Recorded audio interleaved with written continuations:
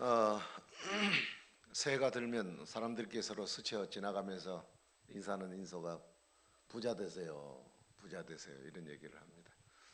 그 얘기 들으면 기분이 상합니까? 네, 뭐다 웃으신 거 보니까 상하진 않은 것 같습니다. 저도 그 얘기 들으면 기분이 나쁘진 않습니다. 네, 뭐 목사가 부자 되봐야 얼마나 부자 되겠습니까만 그래도 그 말이 그렇게 나쁘진 않더라고요. 사람들 가운데 다 그런 것에 대한 생각들이나 또 욕심들 또 바라는 생각들이 아마 다 있으리라 생각합니다. 그래서 오늘 저는 이 재물에 관한 이야기를 좀 말씀을 좀 드리고 싶습니다.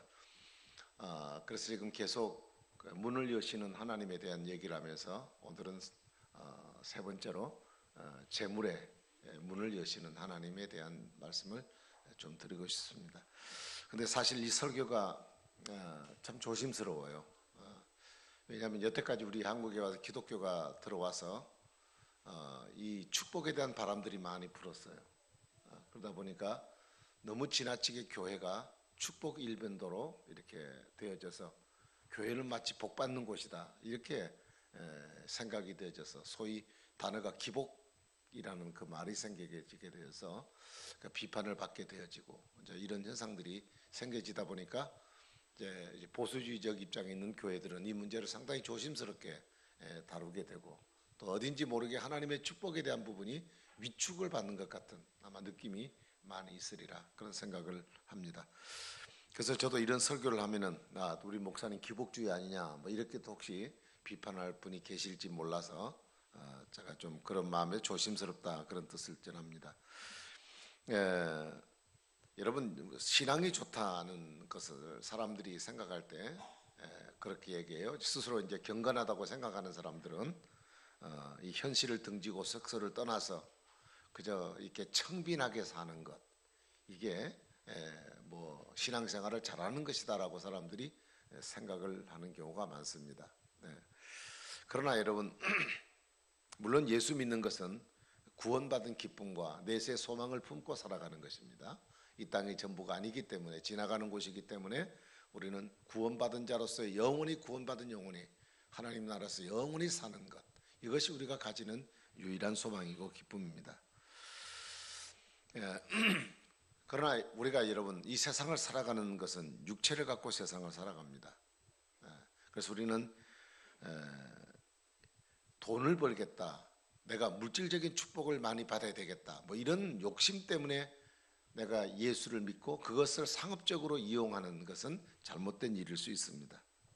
그러나 하나님을 섬기는 가운데 하나님이 내 삶 속에 내 신앙을 통하여 재물의 문을 여셔서 하나님의 축복을 받는 것은 하등의 잘못된 것이었고 그것은 오히려 우리가 잘 하나님께 감사하고 또 영광을 돌려야 될 부분이 아닌가 그런 생각을 해봅니다.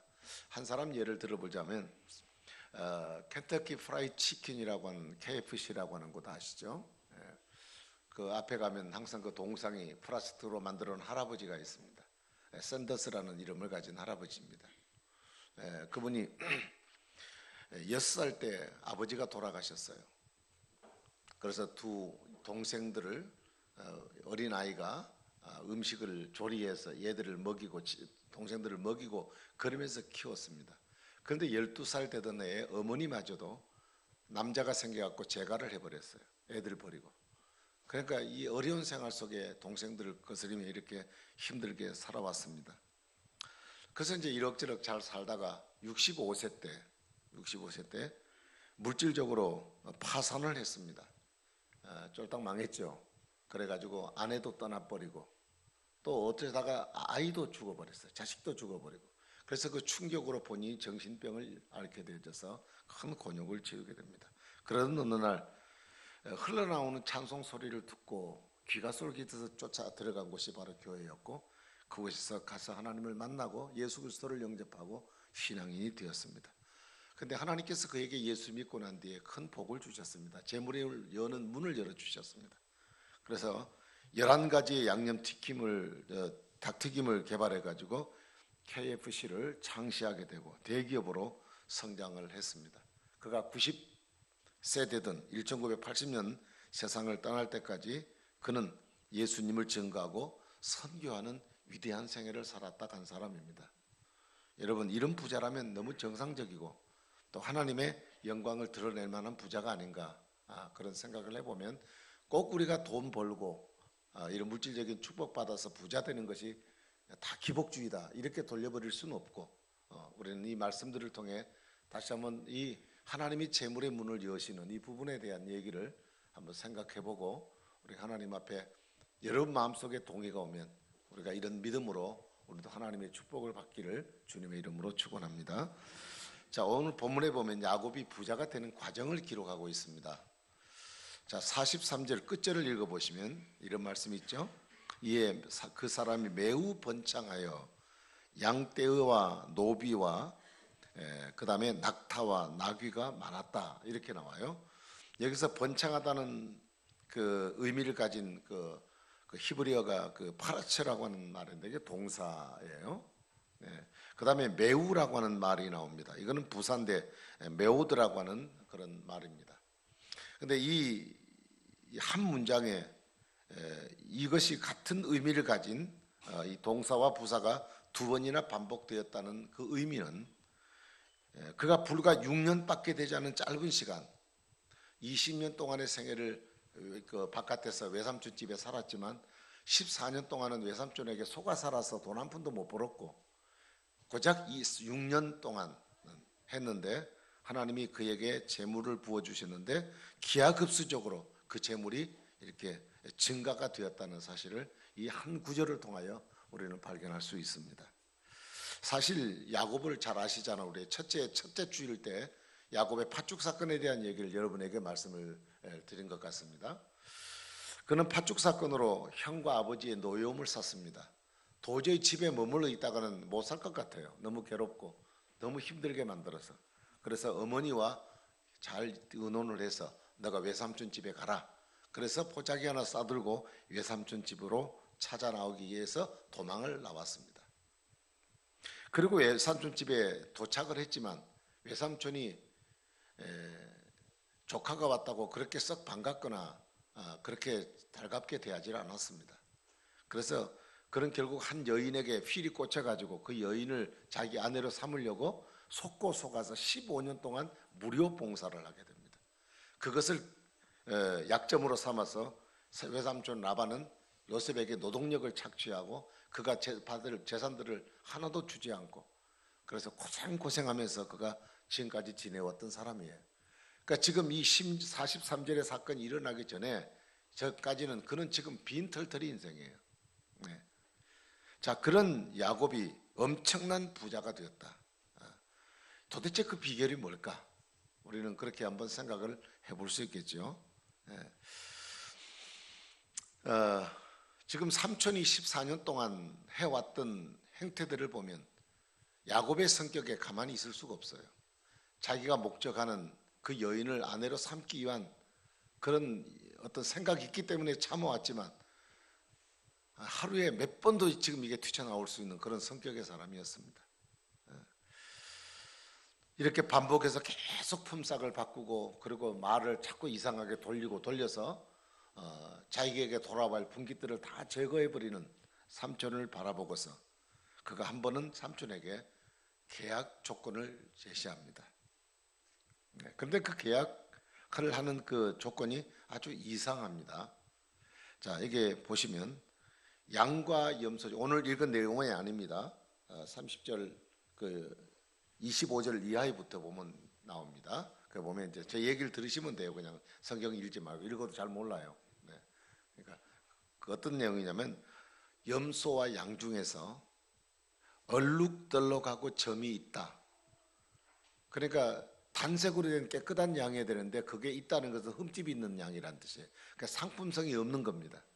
그래서 얼룩덜룩하고 흠 있는 것을 나에게 주시고 나머지 반듯하게 생긴 것들은 다 삼촌의 것이 되게 해주십시오. 이렇게 얘기를 했다고요. 여러분, 계약의 조건이라고 하는 것은 쌍방 간에 A와 B 간에 어느 정도 타협성이 이루어져야 되는 거예요. 그런데 한쪽에서 제시하는 것이 나에게 부당하다고 하면 안 돼 라고 얘기할 수 있잖아요. 근데 야곱이 지금 제시하고 있는 내용이 A라고 하는 입장에 있는 삼촌에게 하등에 손해될 것이 없어요. 이 삼촌도 보통 약은 사람이 아닌데, 그래서 그 얘기를 듣고 보니까 이거는 나한테 손해될 것 없다. 그래서 일사천리로 뒷말 못하게 계약을 딱 해버렸습니다. 그런데 여러분, 이 성경에는 이런 바보스럽게 생각되는 이 계약을 했던 이 야곱이 오히려 부자가 되었다는 이런 내용이 오늘 본문에 기록되어 있다는 거예요. 우리가 볼 때는 라반이 훨씬 더 부자가 되어야 되는데 거꾸로 야곱이 부자가 되었다는 거예요.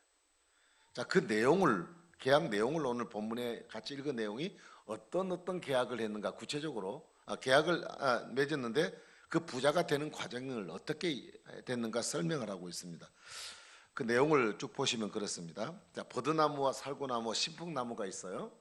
이 나무가 있는데 이 나무를 가지치기를 했습니다. 그래서 가지고 와가지고 나무마다 껍질을 벗겼어요. 조끼를 벗겼더니 안에가 흰줄 무늬가 있는 속살이 드러났습니다. 그런데 그 껍질을 벗긴 그 나무 가지들을 양들이 와서 개천가에 와서 물을 마시는 곳에다가 딱 꽂아두었어요. 여러 곳에 딱 꽂아두었어요. 그러니까 물을 마시는 양들이 그것을 희끌희끌 쳐다보면서 양들이 마셨다는 얘기예요. 그 다음에 얼룩무늬와 검은 빛이 있는 자기 양들은 그렇지 않냐는 외삼촌의 양, 깨끗하고 튼튼한 양을 매일 바라보고 살도록 그렇게 마주치게 딱 이렇게 해놨어요. 그리고 튼튼한 양이 새끼를 뵐 때는 양의 눈앞에다가 이 껍질 벗긴 가지를 이렇게 두게 함으로써 새끼가 나올 때 얼룩얼룩하고 아롱진 그런 새끼들이 나오도록 그렇게 유도를 했습니다. 그리고 약한 새끼를 뵐 때는, 양이 새끼를 뵐 때는 약한 거니까 그냥 내버려 둬버렸어요.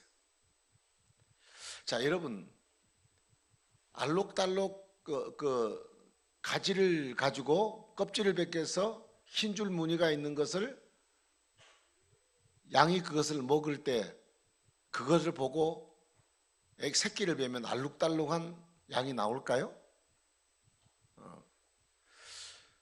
알록달록한 염소가 저게 색깔이 단색으로 되어 있는 것을 양을 마주 매일 바라보면 이 양이 새끼를 뵐 때 깨끗한 양이 나올까요? 알록달록하지 않고? 네, 이상합니다. 이상한 얘기예요. 아무리 봐도 이게 상식적으로나 과학적으로 아무런 증거가 없는 내용이에요. 이거는요.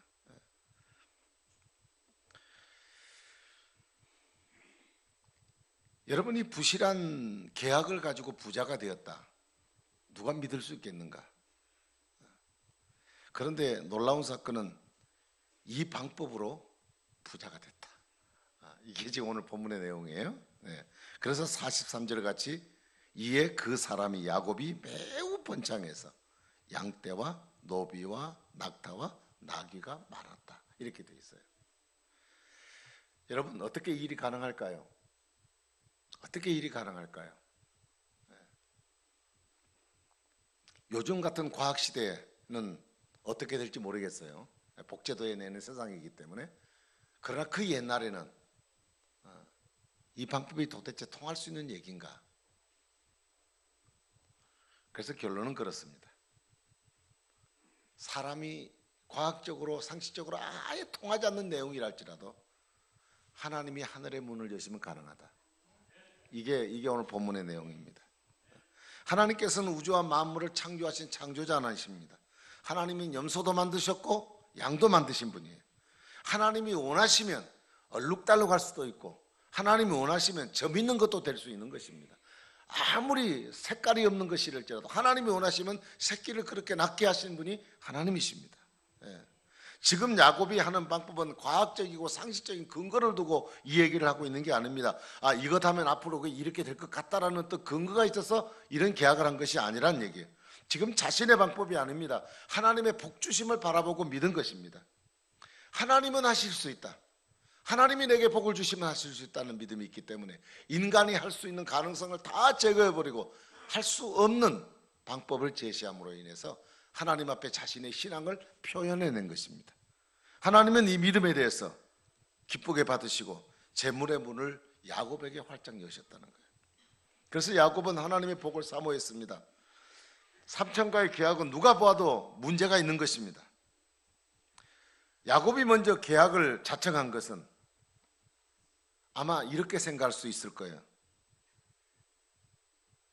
내가 턱도 없는 얘기를 하면 삼촌이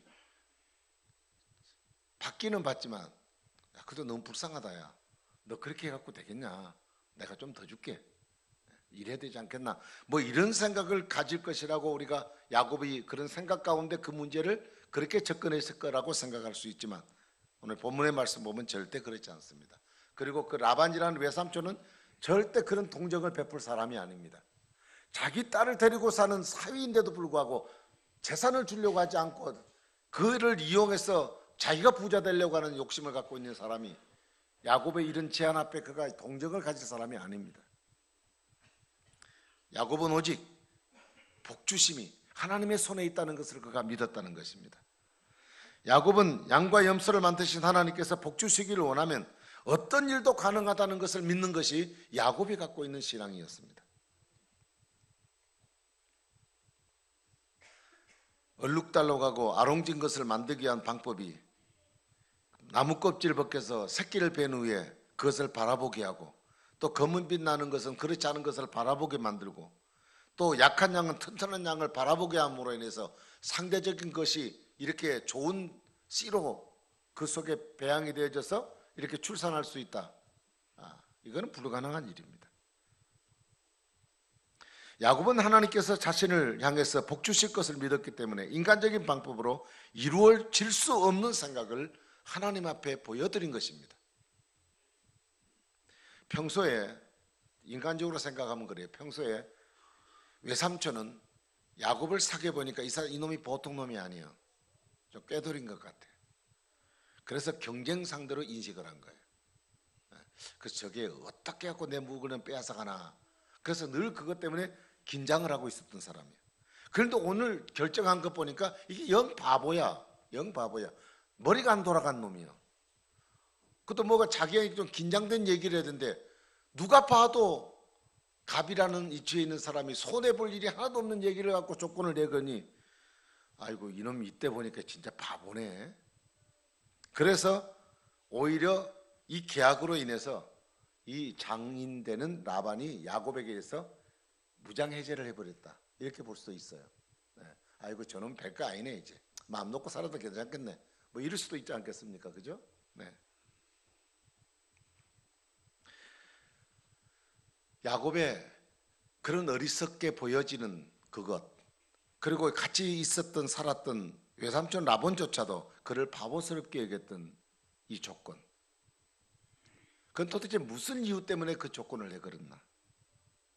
그것은 하나님의 부어주심에 대한 기대 하나님을 믿는 믿음 사람은 할 수 없어도 내 방법으로는 가능하지 않아도 하나님은 원하시면 하실 수 있다. 이 믿음 하나 그래서 그 하나님께 자신을 맡기고 하나님께 그 소원을 가졌을 때 하나님이 그에게 하늘의 문을 열어주셨다는 거예요. 야곱이 받은 축복은 하나님이 재물의 문을 여신 결과입니다. 야곱이 하나님의 축복을 받고 보니까 라반은 깜짝 놀랐어요. 어떻게 이렇게 역전이 돼버려요. 이건 하나님이 아니면 할 수 없는 일이라는 것을 라반도 느낄 수밖에 없었습니다. 여러분 부요함이라고 하는 것은 이 재물이라는 것은 축복이에요. 돈 버는 것은 축복입니다. 그런데 그래서 우리가 노력해서 얻어진 그 결과를 얻는 것은 축복이죠. 시편 127편에도 보면 아침 일찍 일어나서 밤 늦게까지 수고해서 떡을 먹는 것이 헛되지 않다 그랬어요. 하루 종일 열심히 일해서 그 일한 대가만큼 받아들이는 것도 축복이에요. 그죠? 그것도 축복이에요. 근데 내가 노력해서 얻은 대가보다 훨씬 더 많은 결과가 주어졌다면 이것은 분명히 복받은 겁니다. 이건 복받은 거예요. 하나님은 재물의 복을 주시는 분입니다. 사람이 노력하고 저축해서 어느 정도 부자는 될 수 있을지 모르지만 하나님이 주시는 축복에 참된 세계가 열려야 그래야 진짜 부자가 된다는 거예요. 진짜 부자가. 사랑하는 여러분 2018년 한 해를 살아가면서 저와 여러분들에게도 재물이 필요합니다. 돈이 필요해요. 제가 지금 말씀드린 걸 오해 없기 바랍니다. 가난은 절대 부끄러운 것이 아닙니다. 가난은 부끄러운 것이 아닙니다. 그렇지만 때로 가난은 우리의 삶을 지치게 하고 힘들게도 합니다. 꼭 필요할 때 재물이 없으면 어떻게 됩니까? 제가 어느 책에 보니까 사람을, 내 인간의 마음을 상하게 상처를 받게 하는 것들이 3가지가 있더라고요. 그 중에 하나가 돈이래요. 돈. 여러분, 돈이 없으면요 감정이 상해요. 돈이 없으면요 낙심이 돼요. 그리고 내 의지가 꺾여요. 때로 돈이 없으면 돈 있는 사람 곁에 가면 창피해요. 또 갖지 말아야 될 나쁜 감정들이 내 속에 생겨서 가진 사람에서 시기하는 마음이 생겨요. 그리고 가족끼리, 부부간의 관계 속에 갈등의 원인도 돈 때문에 생겨요.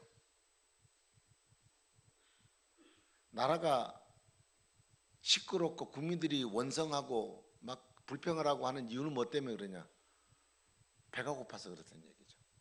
나라 대통령이 잘할 수 있는, 나라를 잘 다스리는 방법 뭐냐? 백성들을 배부르게 만들어주면 아무 소리 안 합니다. 배가 고프니까 얘기가 많다는 거예요. 그러니까 이 돈이라고 하는 것이 불평, 불화, 모든 것이 원인이 돼요. 형제들 간의 다툼도, 뭐 장례식 같은 데 같은데 이 다툼도 전부 돈 때문에 생긴 일이에요. 때로는 돈 때문에 돈을 마련하기 위해서 양심을 속인 일도 해야 돼요. 예수 믿는 사람은 이렇게 해서는 안 되겠다고 생각하는데 돈 때문에 할 수 없이 잠시 눈을 감고 그냥 하는 경우들이 있다는 얘기예요.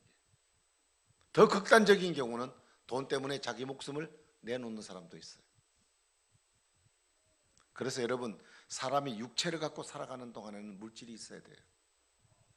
거부할 수가 없는 겁니다. 신앙생활 하는데도 돈 때문에 시험이 듭니다. 여러분, 돈 아니면 시험 들 이유가 없어요. 교회 안에도 뭐 때문에 시험 들습니까? 다 돈 때문에 시험 들어요. 그래서 제가 오늘 말씀드리고자 하는 것은 돈이 어느 정도 있어야 된다는 얘기를 하는 게 아닙니다. 꼭 필요할 때 사용할 수 있을 물질이 필요하다. 하나님께서 성도들에게 풍성한 복을 주시기를 원하십니다. 하나님은 성도가 가난하고 남에게 빚지고 살기를 원치 않습니다. 풍족하게 남에게 주어서 저 여유 있는 삶을 살기를 원하십니다. 그리고 성도들이 물질이 있어야 하나님의 사업도 할 수 있어요. 우리들이 해야 될 일이 얼마나 많습니까? 교회도 개척해야 되고요, 선교도 해야 되고요, 다음 세대를 위해서 뭘 만들어 놓고 했는데 뭐 사역을 해야 되는데 다 필요한 게 뭐예요? 다 돈이에요. 돈 자체가 하나님의 일을 이루는 능력 자체는 되지 못합니다. 그러나 하나님이 자기 사람들에게 물질을 주셔서 하나님이 하고 싶어하는 일들을 하게 하신다는 얘기예요. 그러므로 성도들은 물질의 복을 받아야 돼요. 그래서 나누고 베풀고 마음껏 헌신할 수 있게 살아야 될 줄 압니다. 그러나 여러분, 재물은 욕심이 아니기를 바랍니다. 이게 우리 인생의 목적이 되어서는 안 되고 이것에 욕심에 사로잡혀서는 안 됩니다.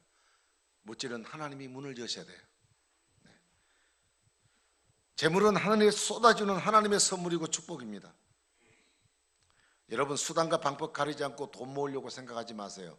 그것은 하나님의 자녀들이 복받을 수 있는 길을 막아버리는 일들입니다. 하나님께 재물의 복을 받으려면 재물이 오는 통로를 알아야 돼요. 어떻게 하나님이 이 재물이 오게 하시는 통로를 알아야 하는가? 재물의 목적을 두고 살면 하나님은 그 문을 닫아버리십니다. 우리는 복받을 자로 살아야 돼요. 그럼 복받으려면 어떻게 해야 되느냐? 복받을 일을 해야죠. 당연히 복받을 일, 믿음을 가지고 복받을 일을 해야 돼요. 아무것도 하지 않으면서 복받기를 원하는 것은 그건 하나님이 원치 않는 일이고 하나님은 그런 사람에게 닿습니다. 복받을 근거를 남겨야 돼요. 복받을 일을 하세요. 어떻게 해야 되느냐? 주어진 일에 최선을 다하십시오. 없는 것에 너무 불평하지 마세요. 상대적인 비교에 의해서 저 사람은 건강한데 왜 나는 안 건강하냐? 저 사람 집은 집이 몇 평인데 나는 왜 이렇게 집이 적냐? 있는 것에 만족하지 못하고 자꾸 더 많은 것을 생각하면서 불평하지 마라. 하나님이 내게 주신 현실의 삶은, 저는 지금 그렇게 믿고 살아요. 내게 주신 현실의 삶은 하나님이 내세에 내게 베푸실 하나님의 선한 계획을 이루어가는, 지나가는 과정이에요. 그렇기 때문에 오늘의 지금 삶은 지나가는 과정에 필수적으로 거쳐가야 할 과정입니다. 그러니까 이것은 나쁜 것이 아니에요. 이건 딴 사람을 부러워할 내용이 아니에요. 오늘의 내게 주신 삶, 하나님 오늘 몫은 내가 오늘 이 몫이다라고 생각하고 이 몫에서 우리가 최선을 다해 살아가는 것입니다. 그리고 작은 물질이라도 하나님 방법대로 잘 관리해야 돼요.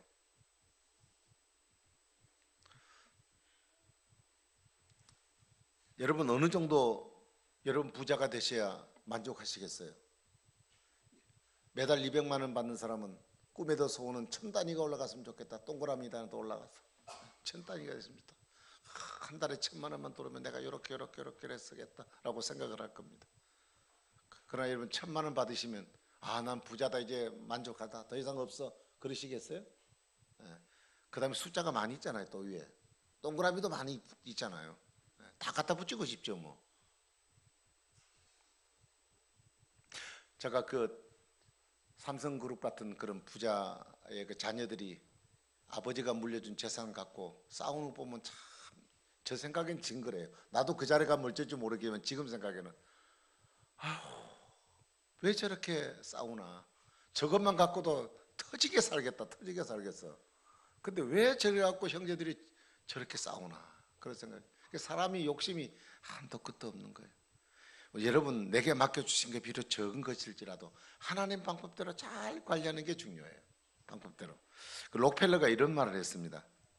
가장 가난한 사람이 누구냐? 돈밖에 소유하지 못한 사람이다, 이렇게 얘기했어요. 록펠러가 세계적 부자잖아요.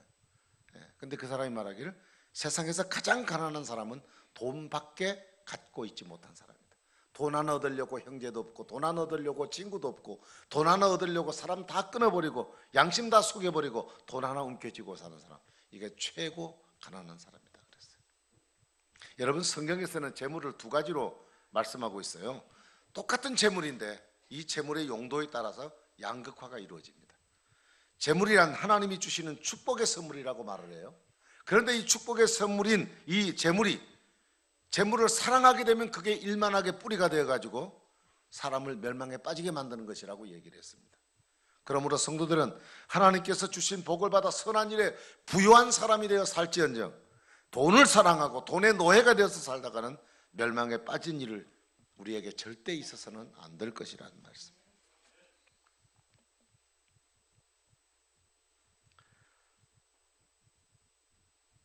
그리고 복을 심어야 됩니다. 복받을 근거를 남겨야 됩니다. 재물의 복을 주신다고 약속하신 것을 지켜야 우리가 하나님이 문을 여십니다. 어렵고 힘들 때일수록 여러분 하나님께 복의 씨앗을 심어가기를 바랍니다. 여유 있으면 하겠다는 생각은 절대 가지시면 안 돼요. 사업이 막히고 중단될 위기에 있어도 우리 믿음으로 하나님 앞에 심는 작업들이 우리에게 필요합니다. 여러분 돈 때문에 시험 받는다는 얘기를 아까 제가 드렸습니다. 시험 받을 근거를 하나 드리겠습니다. 제가. 빈센트 필이라고 하는 분이 이런 얘기를 했습니다. 그가 파괴되는 그리스도인의 가정 가운데서 무너져버리는 가정에게 주는 10가지 교훈 중에 제일 중요한 것, 그걸 뭐라고 얘기하냐면 말라기 3장에 있는 온전한 11조 생활하는 것이다, 이렇게 나왔어요. 여러분 세계 여러 나라 혹은 우리나라에서도 기라성 같은 하나님의 축복을 받은 수많은 사람들을 보면 거의가 딱 두 가지로 잡혀 있습니다. 주일 성수와 11조 생활이었습니다. 여러분 11조에 대한 얘기 나와서 제가 이런 개념 정리를 좀 해드리고 싶습니다. 11조는 헌금이 아닙니다. 11조는 헌금이 아닙니다. 11조는 뭐냐? 하나님이 내 삶의 주인 되심을 고백하는 신앙의 표현입니다. 내 삶에 하나님의 모든 영역 속에 하나님의 손길이 미치지 않은 곳이 있나요? 모든 것이 하나님의 손길이에요. 그러면 내 삶이 하나님의 은혜 없이는 살 수 없다는 사실을 내가 믿고 산다면, 내게 주셔서 오늘을 살게 하신 분이 주님이라는 사실을 내가 믿는다면, 그 주님을 향하여 내 자신을 고백하는 마음이 바로 그것이 11조라는 의미입니다. 시험 드시겠죠? 11조 얘기가 나와서 11조 내란 말은 안 했습니다. 11조가 그렇다는 얘기예요. 네, 그렇다는 얘기입니다. 목사는 제가 아침에 우리 어딘가 제가 깜빡했네. 어딘가 그 얘기를 저 들은 것 같은데 목사는 원칙을 가르쳐 주는 사람이랍니다.